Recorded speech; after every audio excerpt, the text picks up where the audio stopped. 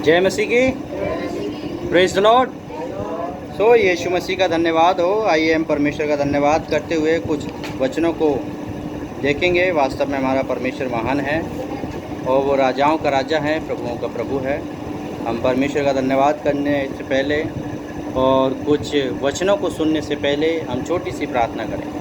धन्यवाद यीशु राजा, आपका धन्यवाद प्रभु। जब आज हम तेरे वचन को, तेरे कलाम को सुनते और पढ़ते हैं प्रभु, हम में से हर एक के ऊपर अपनी दया करें, अनुग्रह करें और तेरे नाम की महिमा लगातार हम सबकी ज़िंदगी में होती चली जाए। यीशु राजा, आपके नाम को महिमा मिले। धन्यवाद। प्रार्थना सुनने के लिए यीशु मसीह के नाम से मांगते हैं, आमीन। हालेलुया। खोलेंगे अपनी बाइबल से, परमेश्वर के वचन से खोलेंगे। पहला तीमुथियुस उसका 6 अध्याय। पहला तीमुथियुस उसका 6 अध्याय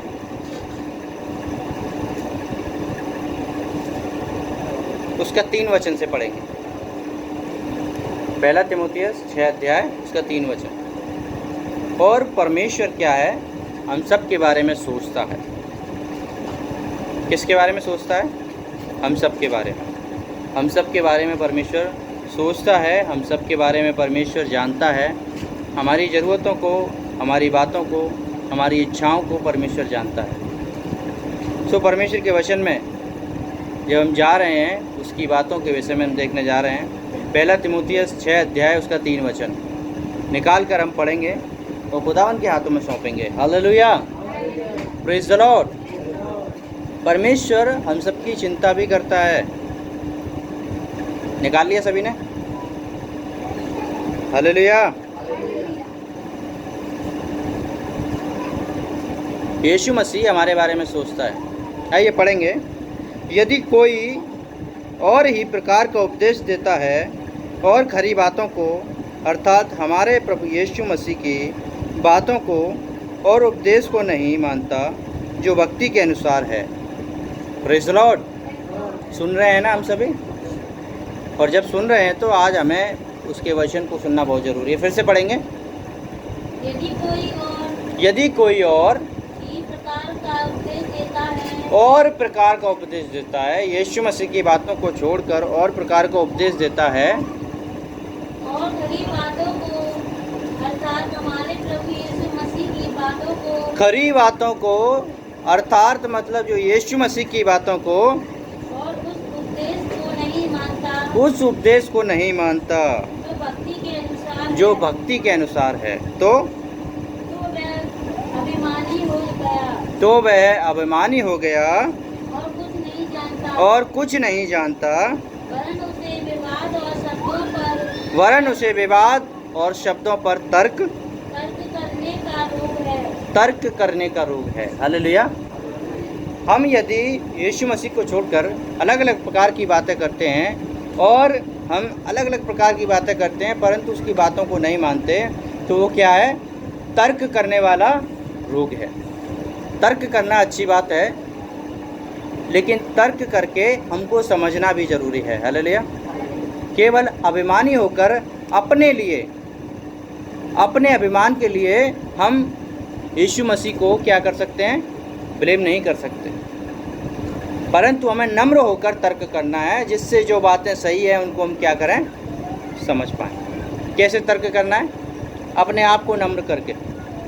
लेकिन अभिमान के साथ करेंगे तो हम यीशु मसीह को कभी समझ ही नहीं पाएंगे। समझ पाएंगे? नहीं समझ पाएंगे। इसीलिए जब यदि हमें समझना है तो हमें क्या करना है? उसके वचन को दीनता के साथ पढ़ना है और इनसे डाह और झगड़े और निंदा की बातें और बुरे बुरे संदेह, हाँ, जिनसे डाह और निंदा, झगड़े और बुरे बुरे संदेह, इन बातों से जब हम अलग प्रकार से तर्क करते हैं, दीन होकर तर्क नहीं करते, तो क्या होता है? अलग अलग प्रकार की बातें वहाँ पर होती हैं। कैसी बातें होती हैं? अलग अलग प्रकार की बातें। सबसे पहली बात डाह। डाह का मतलब क्या है? किसी के बारे में बुरा सोचना, या कोई अच्छा है तो उसके बारे में ये सोचना चाहिए अच्छा क्यों है, मैं मेरी पोजीशन क्यों ख़राब है। डाह और झगड़े, उन बातों से जब वो तर्क नम्र होकर नहीं होता तो उन बातों से क्या होते हैं, झगड़े होते हैं। जब हम आपस में बातें कर रहे हैं किसी बात पे, भले ही वो सही है या गलत है, ये तो एक वो व्यक्ति बता पाएगा जो उसको जानता है, लेकिन हम यदि उस पर बहस कर रहे हैं तो दीनता के साथ करें, क्योंकि जो जानता है वो बता रहा है, उस बात को फिर हमें स्वीकार करना भी ज़रूरी है। हालेलुया। लेकिन जब हम स्वीकारेंगे नहीं तो क्या होगा, वहाँ पर नम्रता नहीं होगी तो क्या होगा, अभिमान होगा तो क्या होगा, झगड़ा होगा। इसीलिए बाइबल क्या कह रही है, जिनसे डाह, झगड़े और बुरे बुरे क्या है, बुरे बुरे संदेह, मतलब बुरे बुरे ख्याल मन के अंदर आ जाते हैं। इसीलिए हमें क्या करना है, याद रखना है कि हम जब परमेश्वर के वचन से बातें कर रहे हैं तो हम किस प्रकार से तर्क कर रहे हैं, अभिमानी होकर कर रहे हैं या फिर दीन होकर कर रहे हैं। जब हम परमेश्वर के वचन से बहस करते हैं, परमेश्वर के वचन से बातें करते हैं, तो हमें याद रखना है कि हम कैसे बातें कर रहे हैं। सबसे पहले अपने आप को दीन करना है, क्योंकि वो परमेश्वर का वचन है। क्या है, वचन है। परमेश्वर के वचन के आगे हमको दीन होना है, क्योंकि उस वचन को जब कोई व्यक्ति बता रहा है तो वो शायद जानता है। हालेलुया। उस वचन को जब कोई बता रहा है तो वो जानता है शायद वो किस बारे में बात कर रहा है। जब हम उसे नहीं जानते और अभिमानी होंगे तो क्या होगा, हम उस वचन को समझ नहीं पाएंगे और हम अपने अभिमान में उसको नीचा दिखाएंगे और वहाँ पर झगड़े होंगे और बुरे बुरे डाउट मन के अंदर आ जाएंगे कि ऐसा नहीं हो सकता, ऐसा हो सकता है, ऐसा नहीं हो सकता, ऐसा हो सकता है।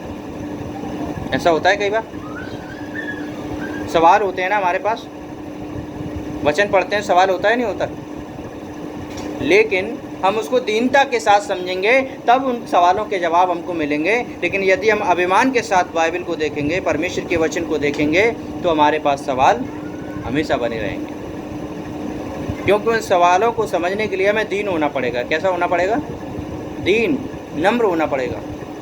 हालेलुया। और 5 वचन,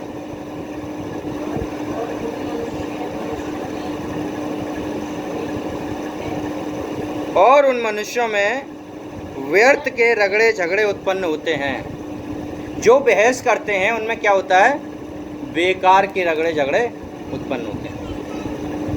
हमें बहस कैसे करनी है, दीनता के साथ। ठीक है भैया, आपकी इच्छा है, if you don't want to know, no problem. यदि आप समझना नहीं चाहते तो कोई बात नहीं। हमें मन में अभिमान नहीं रखना, क्योंकि हमारा परमेश्वर कैसा है, दीन परमेश्वर है, विलम्ब से कोप करने वाला है। विलम्ब से कोप करना मतलब वो माफ़ करने वाला परमेश्वर है, क्षमा करने वाला परमेश्वर है। बहुत समय बाद कोप करता है, बहुत समय बाद क्रोध करता है, लगभग क्रोध करता ही नहीं है, क्योंकि वो हमसे प्यार करता है। Hallelujah, praise the Lord. इसीलिए हमें क्या करना है, याद रखना है, और उसका वचन हमको इस बात की शिक्षा देता है कि हम क्या करें, मनुष्यों से व्यर्थ के झगड़े रगड़े ना करें। हमें बहुत ही दीनता के साथ परमेश्वर के वचन से बातें करनी है। और जिनकी बुद्धि बिगड़ गई है, हालेलुया। हाँ, क्या हो गया है, जिनकी बुद्धि बिगड़ गई है और वो सत्य से क्या हो गए हैं, परे हो गए हैं, विहीन हो गए हैं, वो सत्य को नहीं समझ सकते। हालेलुया। और हम एक कहावत सुनते हैं, गांव में बोलते हैं, आँखों की तो बंद है, आत्मा की भी बंद हो गई है। या फिर हमारे आत्मा की तो बंद है आँखें, और आँखों की भी बंद हो गई है। कई बार ऐसा होता है ना, हम बहुत सारी चीज़ों को समझ नहीं पाते, परंतु जब वो दिखती हैं तब भी हम देखना नहीं चाहते। इसीलिए यीशु मसीह क्या बातें करते हैं, वो कहते हैं जिनके कान हो वो सुन ले, और जिनकी आंखें हैं वो देख ले। कई बार परमेश्वर हमसे अलग अलग प्रकार से बातें करता है, और हमें याद रखना है कि परमेश्वर वचन के द्वारा कैसे बातें कर रहा है। Praise the Lord. वो सिखाना चाहता है कि हम कैसे परमेश्वर के वचन को पढ़ें। हम नम्रता के साथ पढ़ें, दीनता के साथ पढ़ें। Hallelujah, praise the Lord. इसलिए हमें याद रखना है कि हम क्या पढ़ रहे हैं और कैसे पढ़ रहे हैं और कैसे बातें कर रहे हैं। जब हम परमेश्वर के वचन से बातें कर रहे हैं, बड़े गंभीरता के साथ बातें करनी है। हालेलुया। और उनकी बुद्धि बिगड़ गई है और वो क्या हो गए हैं? सत्य से विहीन हो गए हैं, वो सत्य से परे हो गए हैं। यीशु ने क्या कहा? यूहन्ना रचित सुसमाचार 14 अध्याय उसका 6 वचन, वहाँ पर यीशु मसीह क्या कहते हैं? मार्ग, सत्य और जीवन मैं ही हूँ। यीशु ने क्या कहा? सत्य में हूँ। और हम सत्य से क्या हो गए हैं? विहीन हो गए। जब हम सत्य को जानेंगे, सत्य हमें क्या कर देगा? आज़ाद कर देगा। हालेलुया। सत्य हमें आज़ाद करेगा। आगे 5, 6 पढ़िए। और मनुष्य में बैठकर झगड़े उत्पन्न होते हैं, जिनकी बुद्धि बिगड़ गई है। हाँ और वे सत्य से विहीन हो गए हैं। हाँ। समझते हैं कि भक्ति कमाई का द्वार है। और जो समझते हैं कि भक्ति क्या है? कमाई का द्वार है। यदि हम परमेश्वर से प्रार्थना कर रहे हैं तो बहुत कमाई होगी। कुछ नहीं मिलेगा, परमेश्वर देता है। भक्ति से केवल हम परमेश्वर के संगति में रहते हैं और कुछ नहीं है। हम इस गलत फहमी में ना रहें कि भक्ति के द्वारा हम बहुत कुछ कमा सकते हैं। भक्ति मन की शांति के लिए, परमेश्वर से प्रेम करने के लिए होती है। किस लिए होती है? हम अपने जीवन को उसमें सुधार सकें, इसीलिए होती है। भक्ति से कमाई नहीं होती, और जो ऐसा सोचते हैं वो बेकार सोच रहे हैं। हालेलुया। भक्ति में कमाई नहीं है। भक्ति में क्या है? आनंद है, खुशी है, शांति है। लेकिन क्या सोच रहे हैं हम कई बार? भक्ति में बहुत कमाई है। भक्ति में बिल्कुल कमाई नहीं है। लेकिन भक्ति में वो आशीषें हैं जो संसार में हमें नहीं मिलती। भक्ति में वो आशीषें हैं जो रुपए में, पैसे में हमें नहीं मिलती। मिलती हैं? नहीं मिलती। इसीलिए हम परमेश्वर से जब बातें कर रहे हैं तो हमें कैसे बात करनी है? दीनता के साथ उसके वचन को पढ़ना बहुत ज़रूरी है। आगे पर क्योंकि ना हम जगत में कुछ 6 वचन। और संतोष सहित भक्ति बड़ी कमाई है। पर संतोष सहित भक्ति बड़ी कमाई है। पर यदि हम धीरज रखकर परमेश्वर के वचन को पढ़ते हैं, उसमें बढ़ते जाते हैं, परमेश्वर में बढ़ते जाते हैं, तो भक्ति हमारे लिए इतनी बड़ी कमाई है कि संसार में और कुछ भी हमने नहीं कमाया। हालेलुया। क्योंकि भक्ति से क्या होता है? शांति, अनुग्रह मिलता है। भक्ति से हमारे जीवन में शांति मिलती है, खुशी मिलती है, और भक्ति के द्वारा हमारी ज़िंदगी में आशीषें आती हैं। इसीलिए बाइबल क्या कह रही है? परमेश्वर का वचन क्या कह रहा है? पर भक्ति क्या है? संतोष के साथ भक्ति करना अपने आप में एक बड़ी कमाई है। भक्ति जब हम कर रहे हैं परमेश्वर की, उसके वचन को पढ़ रहे हैं, उसके वचन को मान रहे हैं, उसके पीछे चल रहे हैं, तो क्या है? हम इतनी बड़ी कमाई कर रहे हैं जो कोई और नहीं कर सकता, जो हमारे स्वर्गीय राज्य के लिए और पृथ्वी पर जीने के लिए काफ़ी है। Hallelujah, praise the Lord. इसीलिए हमें संसार की बातों पर ध्यान नहीं देना, परंतु भक्ति ही हमारे लिए अच्छी कमाई है। भक्ति से कमाना नहीं है, भक्ति ही कमाई है। क्या है? भक्ति ही कमाई है। हालेलुया। इसलिए याद रखना है, भक्ति से हम कमाएंगे नहीं, परंतु भक्ति हमारे लिए बड़ी कमाई है। भक्ति हमारे लिए बड़ी मेहनत है। Praise the Lord. आगे 7 वचन।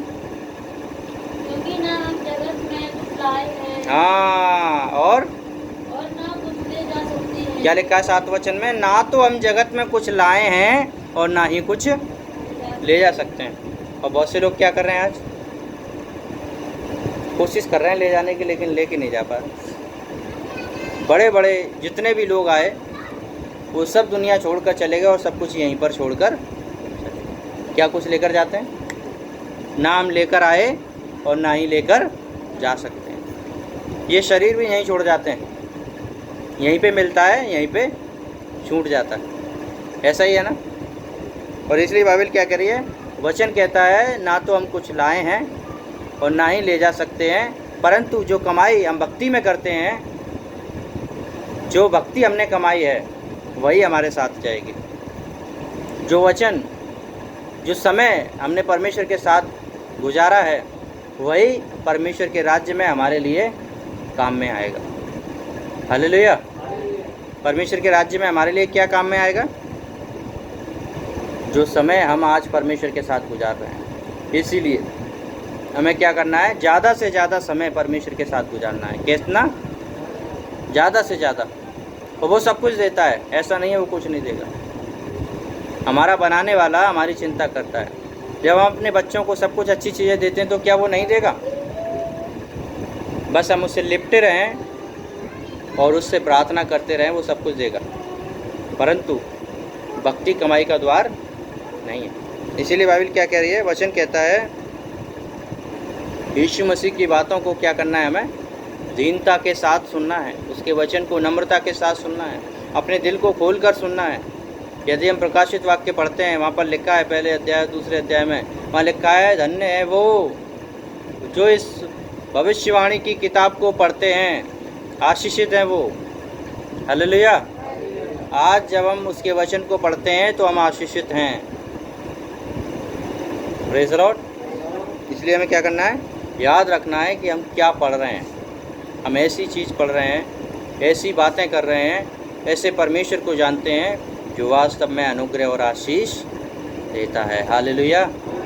और यदि हमारे पास खाने और पहनने को हो तो इन्हीं पर संतोष करना चाहिए। देखिए परमेश्वर का वचन क्या कह रहा है? यदि हमारे पास कुछ खाने और पहनने को हो तो इन्हीं पर संतोष करना चाहिए। किन बातों पर संतोष करना है? खाने और पहनने को परमेश्वर ने दिया है, हमें संतोष कर लेना है कि परमेश्वर आपका बहुत बहुत धन्यवाद, आपने मुझे खाने और पहनने के लिए दिया है। Praise the Lord. लेकिन कई बार हम इन बातों में संतोष ही नहीं करते। हम बोलते हैं अब तो बहुत चाहिए, बहुत चाहिए, बहुत चाहिए। प्रभु देगा, ऐसा नहीं है कि नहीं देगा, परंतु हमें संतोष रखना चाहिए। क्या रखना चाहिए? संतोष रखना चाहिए, धीरज रखना चाहिए, संतुष्ट होना चाहिए कि प्रभु जो देगा वो आशीषित होगा। पिछले हफ्ते हमने क्या देखा? जो धन परमेश्वर देता है उसमें वो दुख नहीं मिलाता, ऐसा ही था ना? और जब वो परमेश्वर देता है तो वो दुख नहीं मिलाता। इसीलिए याद रखना है कि परमेश्वर ने हमारे लिए क्या रखा है? आशीषें रखी हैं, संतोष रखा है, खुशी आनंद रखी है।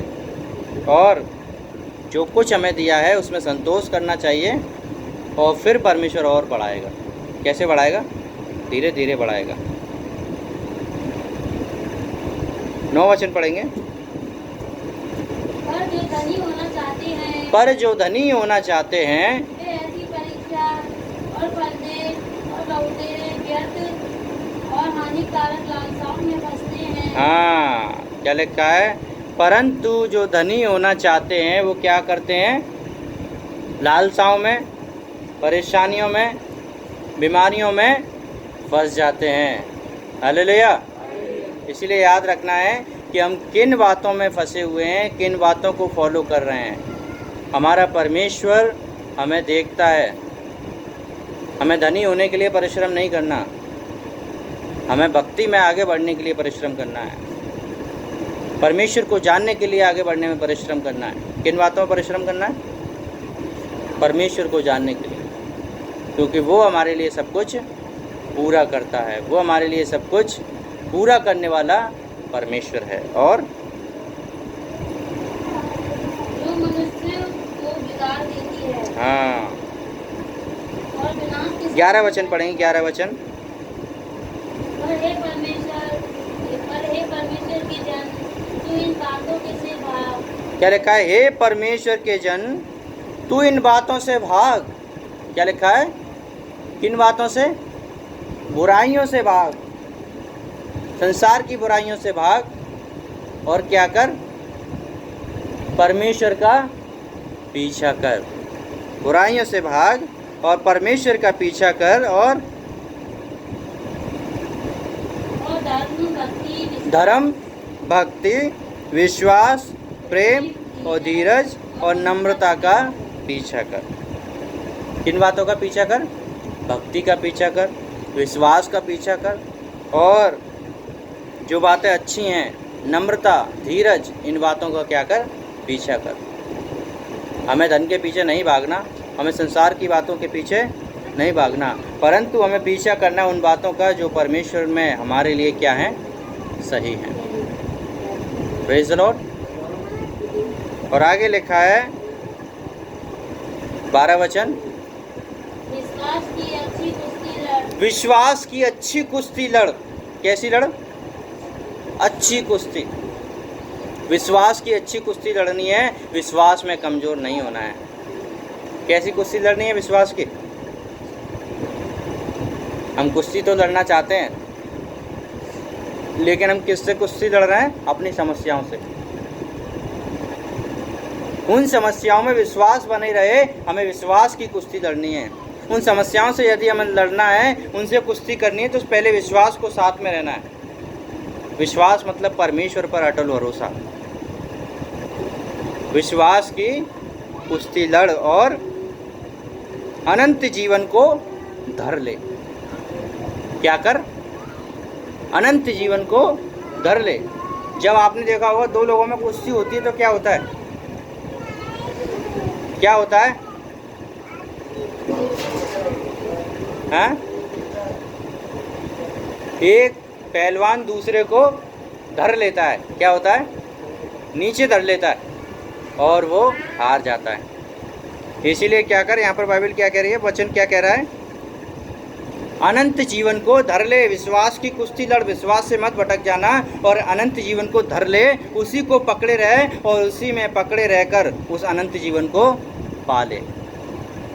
कब? विश्वास के द्वारा। हम विश्वास से भटक न जाएं, विश्वास में बने रहें, विश्वास में चलते रहें, वचन को मानकर चलते रहें। विश्वास को क्या कर? अनंत जीवन को क्या कर? अनंत जीवन को बोलेंगे, धर ले, अनंत जीवन को पकड़ ले, और जिसके लिए तू बुलाया गया। मैं किसके लिए बुलाया गया है? यीशु ने किस लिए बुलाया? अनंत जीवन पाने के लिए। ऐसे ही नहीं बुलाया, रुपया पैसा पाने के लिए नहीं बुलाया है, अनंत जीवन पाने के लिए बुलाया। किस लिए बुलाया है? अनंत जीवन पाने के लिए। हमें चिंता करनी तो इस बात की, कहीं मैं अनंत जीवन से रह ना जाऊं। अनंत जीवन को पाने के लिए बुलाया गया है, और बहुत से गवाह के सामने अच्छा अंगीकार किया है। क्या किया है? अच्छा अंगीकार। Praise the Lord. इसीलिए हमें याद रखना है कि यीशु मसीह ने, परमेश्वर ने हमें क्यों बुलाया है। और पढ़िए 13 वचन, मैं तुझे परमेश्वर को जो सबको जीवित रखता है, मसीह यीशु को गवाह करके, जिसने पिलातुस के सामने, उस समय यीशु मसीह ने राजा के सामने अच्छा अंगीकार किया, वैसे ही हमें अच्छे अंगीकार के साथ अपनी ज़िंदगी में चलते रहना है। 14 वचन पढ़ेंगे। कि तू हमारे प्रभु यीशु मसीह के प्रकट होने तक इस आज्ञा को निष्कलंक और निर्दोष रख। क्या लिखा है? कि तू अपने आप को निर्दोष बनाए रख। कब तक? यीशु मसीह के द्वारा वापस आने तक अपने आप को निर्दोष बनाए रख, निष्कलंक बनाए रख। विश्वास पे कोई दाग ना लगे। हमारा विश्वास की ऐसी कुश्ती हमें लड़नी है। कैसी कुश्ती लड़नी है? निष्कलंक बने रहें, अनंत जीवन को पालें, ऐसा विश्वास हमें बनाए रखें, और ठीक समय में दिखाएगा। हालेलुया। जो परम धन्य और अधिपति और राजाओं का राजा। 20 वचन पढ़ेंगे, 20 वचन। हाँ, इस धरोहर क्या लिखा है? हे तीमुथियुस, इस धरोहर की रखवाली कर। वो धरोहर क्या है? हमारा विश्वास। हमारे विश्वास की रखवाली कर और जिस ज्ञान को ज्ञान कहना ही भूल है, जिस ज्ञान को ज्ञान कहना ही भूल है, उसके अशुद्ध बकवाद और विरोध की बातों से परे रहे। और जो फालतू की बातें हैं उनसे क्या कर, परे रहे। और इतने ज्ञान का अंगीकार करके विश्वास से भटक गए हैं। बहुत से लोग जो संसार की बातों का अंगीकार करके अपना कर क्या हो गए, अपने जीवन में भटक गए हैं। इसीलिए क्या कर, अपने आप को उसमें बनाए रख। Praise the Lord, hallelujah. हमें याद रखना है कि हमारा परमेश्वर हमें विश्वास में मजबूत बनाए रखना चाहता है, और ये हमारी जिम्मेदारी है कि हम कैसे परमेश्वर में बने रहें, हम कैसे प्रभु यीशु को अपने जीवन में बनाए रखें। हालेलुया। सो प्रभु यीशु मसीह हम सबको आशीष दे। आइए अपनी आंखें बंद करेंगे, यीशु को धन्यवाद करें।